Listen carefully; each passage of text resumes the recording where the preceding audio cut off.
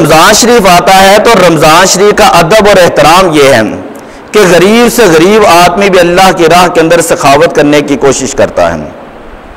حضور علیہ الصلوۃ والسلام نے ارشاد فرمایا کہ جو سخی ہوتا ہے قریب من الناس، وہ لوگوں کے قریب ہوتا ہے، قریب من الجنتی، وہ جنت کے قریب ہوتا ہے، بعید من النار، اور وہ بندہ دوزخ سے دور ہوتا ہے۔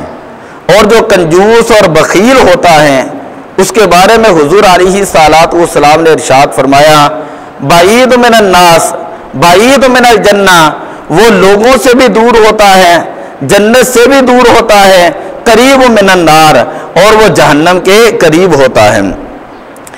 حضور علیہ الصلوۃ والسلام نے فرمایا جیسے ہی صبح ہوتی ہے اللہ تعالیٰ آسمان سے 2 فرشتوں کو زمین کے اوپر بھیجتا ہے۔ وہ فرشتے صبح سے شام تک یہ دعا کرتے ہیں اللہم آتی منفقا خلفا، اے اللہ جس نے تیری راہ کے اندر خرچ کیا، اے اللہ اس کو تو اس کا نعم البدل عطا فرما اور اس کو ڈبل اجر عطا فرما، اور جو کنجوس ہیں بخیل ہیں اے اللہ تو ان کے مال کے اندر سے برکت اپنے پاس اٹھا لیں۔ یعنی یہ واضح طور پر حدیث ہے۔ اگر ہم قرآن کی آیتیں پڑھیں کہ سخاوت کے حوالے سے، صدقہ و خیرات کے حوالے سے، تو وقت اسی کے اوپر پورا ہو جانا ہے۔ حضرت ابراہیم علیہ الصلوۃ والسلام کا انداز دیکھیں کہ آپ نے اللہ کے رضا کی خاطر نہ تو اپنی جان کی پرواہ کی، نہ آپ نے اپنے مال کی پرواہ کی، اور نہ ہی اپنی اولاد کی پرواہ کی۔ اللہ کی محبت کی خاطر آپ نے اللہ کی راہ کے اندر اور اللہ کی رضا کی خاطر اپنی جان قربان کرنے کے لیے تیار ہو گئے۔ اسی طرح جب اللہ کے نام کی باری آتی ہے حضرت ابراہیم علیہ السلام اللہ کے نام کے اوپر سارا ریوڑ جو ہے وہ قربان کر دیتے ہیں۔ بلکہ آپ نے یہ بات ساری زندگی سنی ہوگی کہ حضرت ابراہیم علیہ السلام کا طریقہ کار یہ تھا، آپ اس وقت تک کھانے کا لقمہ نہیں کھاتے تھے جب تک گھر کے اندر کوئی مہمان نہ آتا۔ کھانے کے ساتھ جب کوئی مہمان ہوتا تو پھر آپ کھانا تناول فرماتے۔ ایک مرتبہ آپ دیکھنے کے لیے گئے، کسی بوڑھے شخص کو دیکھا، آپ نے اس کو پکڑا اور کھانے کے ساتھ بٹھا لیا۔ جب کھانے کا وقت آیا تو اس بوڑھے شخص نے اللہ کا نام نہ لیا۔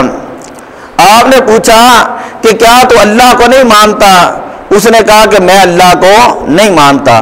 حضرت ابراہیم علیہ السلام نے جب اسے اٹھایا تو اسی وقت وحی نازل ہوئی اور اللہ تبارک و تعالیٰ نے فرمایا کہ اے ابراہیم یہ میرا بندہ ہے اور 80 سال اس کی عمر ہو چکی ہے، میں نے اس کو پراپر رزق دیا، مسلسل رزق دیا، تو اے ابراہیم ایک وقت کا کھانا کھلانے کی خاطر تم نے ان کو یہاں سے اٹھا دیا۔ پھر حضرت ابراہیم علیہ السلام نے ان کو ساتھ بٹھا کر کھانا کھایا۔ اللہ کے رضا کی خاطر اولاد کو قربان کرنے کے لیے نکل گئے۔ حضور علیہ الصلوۃ والسلام کی سخاوت کے اگر آپ واقعات پڑھیں تو آپ حیران ہو جائیں گے۔ ایک شخص آیا، اس نے کہا کہ یہ مال مجھے دیں۔ حضور علیہ الصلوۃ والسلام نے فرمایا کہ یہ 2 پہاڑوں کے درمیان جتنی بکریاں ہیں یہ ساری کی ساری میں تمہیں اللہ کے رضا کے لیے دیتا ہوں۔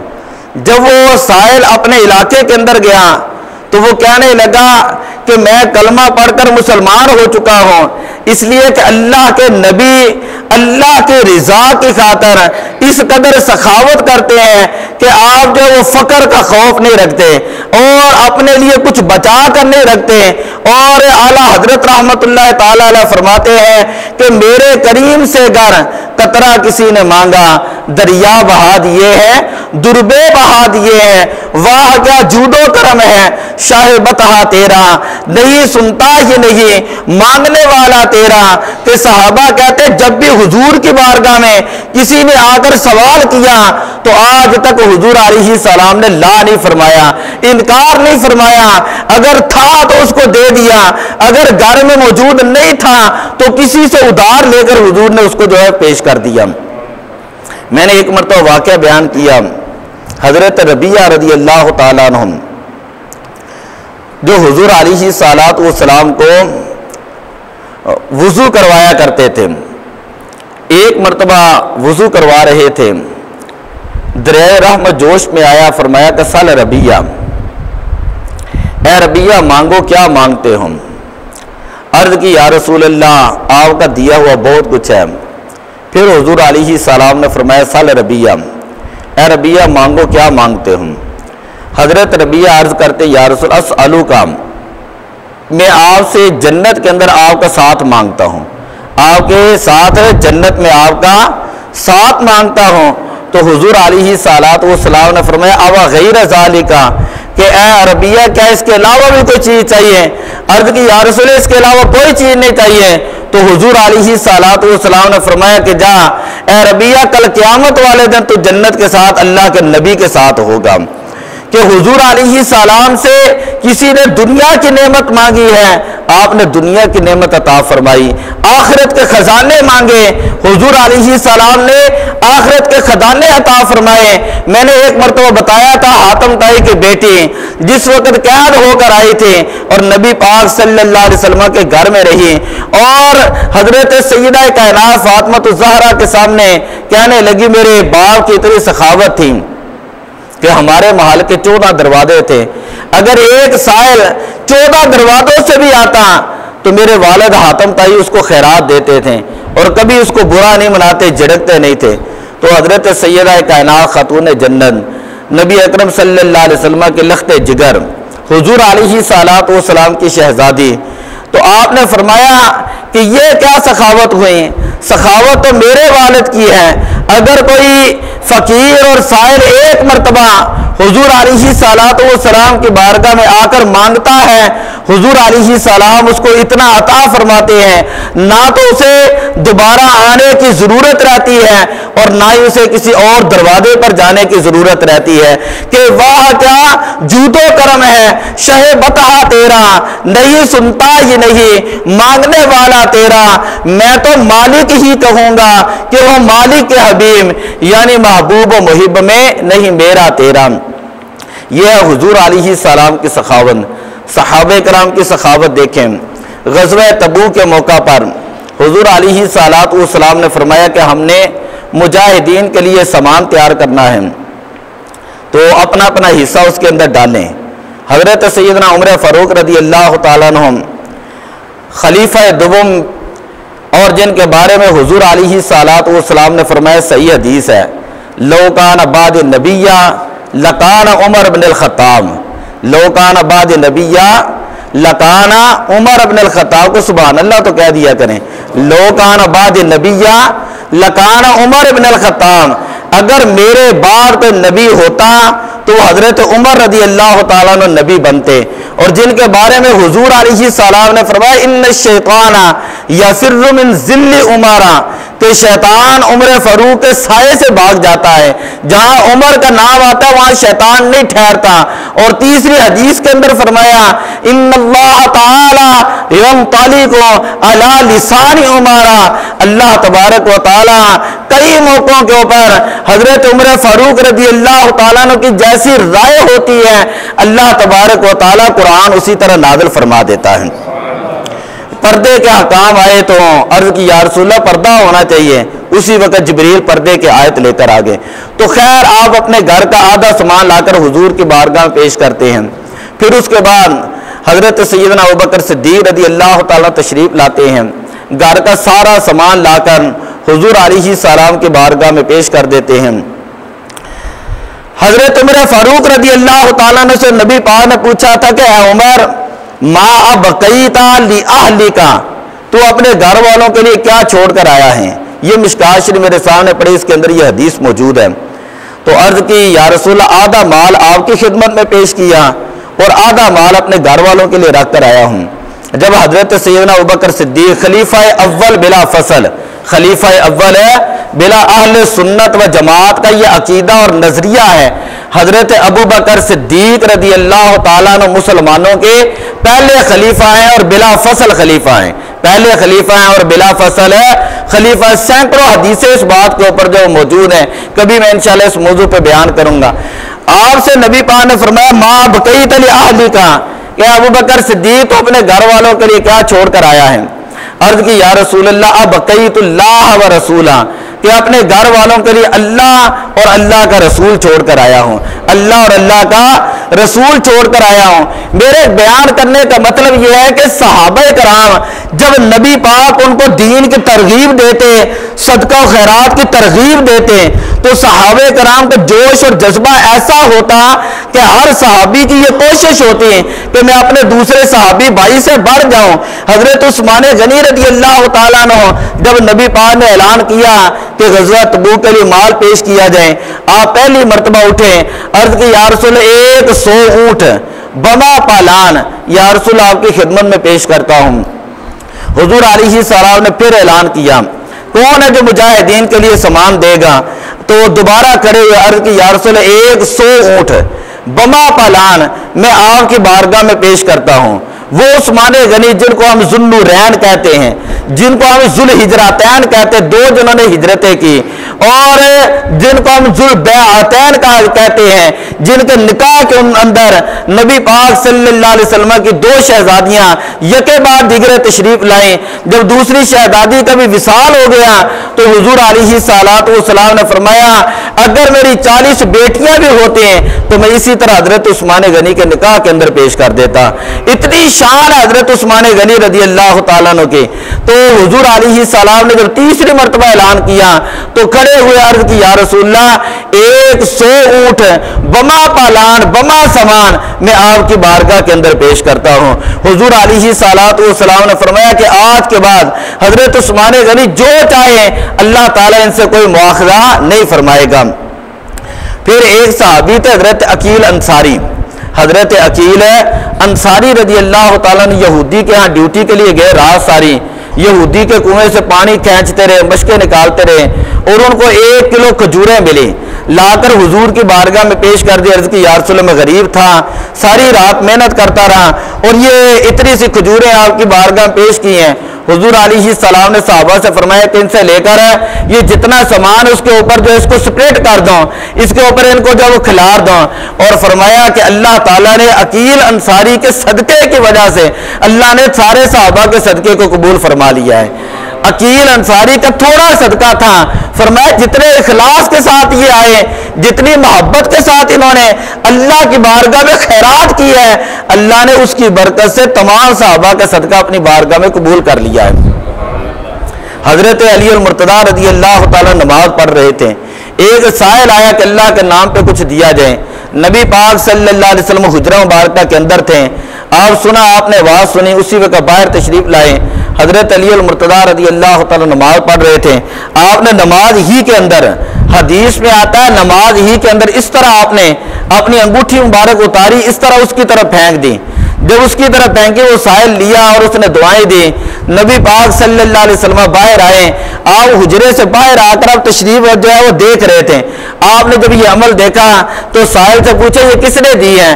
اس نے کہا کہ یہ حضرت علی المرتضیٰ نے نماز کی حالت میں دی ہے۔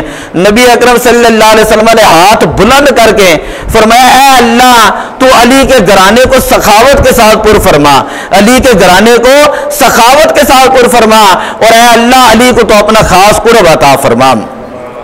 یعنی یہ شان ہے خدمت گاروں کی، یہ شان ہے خدمت گاروں کی، سردار کا عالم کیا ہوگا۔ سامعین محترم، جو لوگ صرف مال سے محبت کرتے ہیں، اب میں دوسرے پہلو کے اوپر 1-2 روایتیں آپ کے سامنے رکھوں، اس کے بعد پھر میں نے 1-2 اعلان کرنے ہیں۔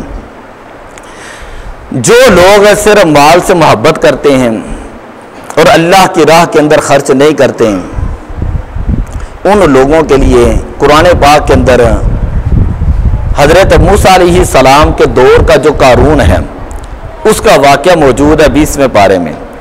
ان قارون کان من قوم موسیٰ فبغى علیہ، اللہ تبارک و تعالیٰ نے فرمایا کہ قارون موسیٰ علیہ السلام کی قوم کا تھا اور اس نے بغاوت کی، تو اللہ تبارک و تعالیٰ کا اس کے اوپر عذاب نازل ہوا۔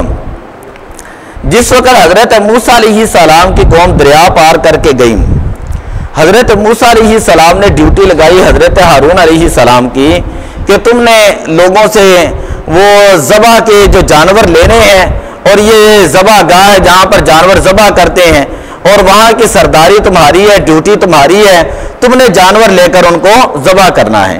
یہ حضرت موسیٰ علیہ السلام نبی تھے اور ذبح گاہ کی جگہ جو ہے یعنی جہاں پر ذبح جانور کرتے تھے قربان گاہ جسے ہم کہہ لیں اس کی ڈیوٹی آپ نے اپنے بھائی کی لگا دی۔ قارون یہ کہنے لگا نبوت چلی گئی موسیٰ علیہ السلام کے بعد اور جو قربانی کی ڈیوٹی تھی وہ مل گئی جا کے حضرت ہارون علیہ السلام کو، تو مجھے جو ہے وہ کون سی سرداری ملی، مجھے کیا ملا؟ خیر اس نے حضرت موسیٰ علیہ السلام سے بات کی۔ حضرت موسیٰ علیہ السلام نے فرمایا کہ یہ ڈیوٹی میں نے نہیں لگائی، یہ ڈیوٹی اللہ نے لگائی ہے۔ ڈیوٹی کس نے لگائی ہے؟ اللہ تعالیٰ نے جو ہارون کی ڈیوٹی لگائی وہ نہ مانا۔ آپ نے کہا کہ اچھا اس طرح کر لیتے ہیں۔ حضرت ہارون علیہ السلام سے کہا کہ آپ بھی اپنا عصا لائیں، اور قارون کو کہا کہ آپ بھی اپنا عصا لائیں۔ ساری رات عصا رکھا اور اس کے اوپر کپڑا ڈال دیے، صبح ہوئی تو اس طرح کپڑا اٹھایا تو دیکھا کہ حضرت ہارون علیہ السلام کا جو عصا مبارک تھا، لاٹھی مبارک جو تھی، اس کے اوپر جو پتے اگ گئے، سر سبز و شاداب ہو گئی، اور جو قارون کا عصا تھا وہ اسی طرح سوکھا کا سوکھا ہی رہا۔ تو آپ نے کہا کہ میں نے تجھے کہا تھا یہ اللہ کی طرف سے ان کی ڈیوٹی لگی ہے۔ وہ کہنے لگا میں نہیں مانتا، آپ نے اس کے اوپر جادو کیا ہے۔ خیر اس نے انکار کر دیا اور جا کر اس نے ایک سونے کا مکان بنایا اور اس کے دروازے سونے کے لگائے اور دیواروں کے اوپر سونے کے تختے لگائے، اور وہاں پر لوگوں کو گمراہ کرتا، وہاں پہ جمع کر کے ہر وقت حضرت موسیٰ علیہ السلام کے ساتھ بغاوت رکھتا، باتیں کرتا، دشمنی کرتا۔ حضرت موسیٰ علیہ السلام اس کو سمجھاتے لیکن اس کو سمجھ نہ آتی۔ جب زکوٰۃ کا حکم آیا تو وہ آیا حضرت موسیٰ علیہ السلام کے بعد، کہنے لگا مجھے پتا چلا اللہ نے زکوٰۃ کا حکم دیا۔ آپ نے فرمایا کہ ہاں بالکل۔ کہا کتنا؟ آپ نے کہا کہ مال میں سے 1000واں حصہ نکالنا ہے۔ اب تو ہماری شریعت میں 2.5% دینا، کہا 1000واں حصہ نکالنا ہے۔ وہ گھر گیا، اس نے ساری جمع تفریق کیلکولیشن کی، حساب لگایا، تو اس نے کہا یہ تو بہت زیادہ مال بنتا ہے، اور اللہ تعالیٰ نے اس کو اتنا مال دیا تھا۔ اللہ قرآن کے اندر فرماتا ہے کہ ان مفاتیحہ لتنوء بالعصبۃ اولي القوہ، کہ اس کے خزانوں کی چابیاں جو ہیں وہ بڑے بڑے اونٹ، گدھے اور سواریاں جو ہیں وہ اپنے اوپر لے کر جو وہ چلتی تھی۔ اس کو کیمیا کا ہنر تھا، تانبے کو سونا بنا لیتا۔ خیر بات یہ ہے کہ جب اس نے حساب لگایا، اس نے حضرت موسیٰ علیہ السلام سے کہا یہ تو بہت زیادہ ہے، اور پھر دوبارہ اپنے علاقے میں گیا، جا کر اس نے ایک عورت کو تیار کیا، کہا کہ تم نے حضرت موسیٰ علیہ السلام کے اوپر بدکاری کی، زنا کی تہمت لگانی ہے، اتنا مال میں تجھے دوں گا۔ اور دوسری طرح حضرت موسیٰ علیہ السلام کے پاس گیا، کہا کہ باہر بنی اسرائیل آپ کا انتظار کر رہے ہیں، آپ آ کر ان کو تبلیغ کریں، آپ ان کو واعظ آ کر کریں۔ حضرت موسیٰ علیہ السلام تشریف لائے، آپ بیان کر رہے تھے، بیان کرتے کرتے آپ نے 3 مسئلے بیان کیے۔ کہا کہ جو بندہ بہتان لگاتا ہے کسی پر اس کے لیے 80 کوڑے ہیں، جو بندہ زنا کرے اگر وہ شادی شدہ ہے اس کو سنسار کیا جائے گا، اگر وہ شادی شدہ نہیں ہے تو اس کو جو ہے 100 کوڑے لگائے جائیں گے۔ تو قارون کھڑا ہوا کہنے لگا کہ یہ حکم ساری عوام کے لیے یا آپ کے لیے بھی ہے؟ حضرت موسیٰ علیہ السلام فرماتے بھلے میں ہی کیوں نہ ہوں۔ تو اسی وقت جو ہے اس نے عورت کی طرح اشارہ کیا، عورت کھڑی ہوئی، اور اس نے کہا کہ میں آپ کے اوپر کوئی بات کرنا چاہتی ہوں۔ حضرت موسیٰ علیہ السلام نے فرمایا کہ میں تجھے اس خدا کا واسطہ دیتا ہوں کہ جس خدا نے جو ہمارے لیے دریا کو پھاڑا تھا، تو سچ سچ بتانا کہ جو بھی سچی بات ہے وہ تو نے کھڑے ہو کر بیان کرنی ہے۔ وہ عورت کانپنے لگی، اس کے اوپر اللہ کا روب طاری ہوا، ڈر پیدا ہوا، خوف پیدا ہوا۔ اس عورت نے کہا کہ یہ قارون جو ہے اس نے مجھے بدکاری کے اوپر ابھارا تھا، اور میں بالکل پاک صاف ہوں اور آپ بھی بالکل پاک صاف ہیں۔ پھر حضرت موسیٰ علیہ السلام نے اللہ کی بارگاہ میں دعا کی کہ اے باری تعالیٰ اس کو غرق فرما، اس کو ہلاک فرما۔ اللہ کا قرآن یہ کہتا ہے کہ فَخَسَفْنَا بِهِ وَبِدَارِهِ الْأَرْضِ، جب پہلی مرتبہ دعائے ضرر کی تو گھٹنوں تک زمین نے اس کو پکڑ لیا، جب دعائے ضرر دوبارہ کی تو سینے تک اس کو پکڑ لیا، جب تیسری مرتبہ کی تو قارون اپنے خزانوں سمیت جو وہ زمین کے اندر دھنس گیا۔ حضرت